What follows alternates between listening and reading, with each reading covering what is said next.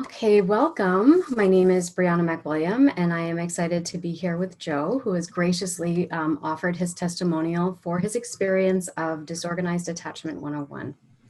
And Joe, I'm just going to start off by asking you, what drew you to purchasing the course in the first place?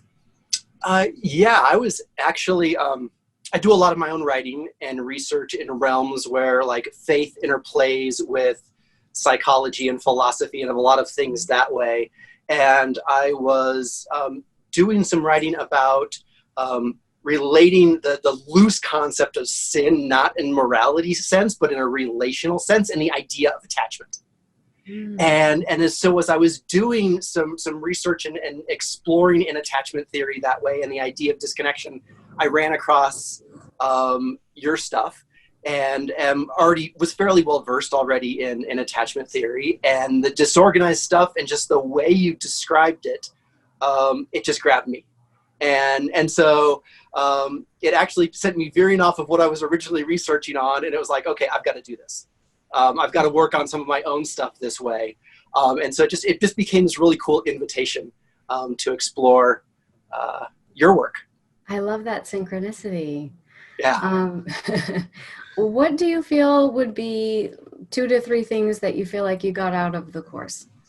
Um, the biggest one is there was just this, there's a way that you approach disorganized attachment when you categorize it as the spice of lifer. That is, it's healing, it's life-giving. It's not that you're this disconnected freak that nobody's going to ever understand. You're not lost out there. It's like, no, this is part of your story, and there's ways to work in this in healthy, functional, good ways.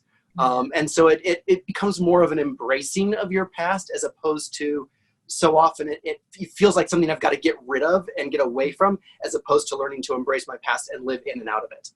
And so that would be the big thing, that I would say that would be my number one lesson that way. And then some of the activities and exercises just really like grounded and reinforced that concept. Is there a So particular exercise or activity that stood out to you? yeah, there's actually two of them. And I forget the descriptions that you had of them, but actually I pulled out my journal that has my drawings here. And so I have Oh, I love that. this image, and it's like, this is where I often felt everything going, and it was like dropping into this black hole and just getting sucked into this horrific space. And then as time went on, it became like a wormhole that launches me out on the other side. And instead of everything getting sucked in, it's everything is bursting forth. Wow. So it was bursting forth with and my note was bursting forth with radiant energy that lights up others. I love that. And it was moving from a realm of expectations and performance, to a space of being safe and vulnerable with my true self. And then the other one that launched was my healing tree, Oh, wow. which mirrored that first one. All the meditation started out down in like this cave kind of space it was dark and dank and lonely and lost and isolated.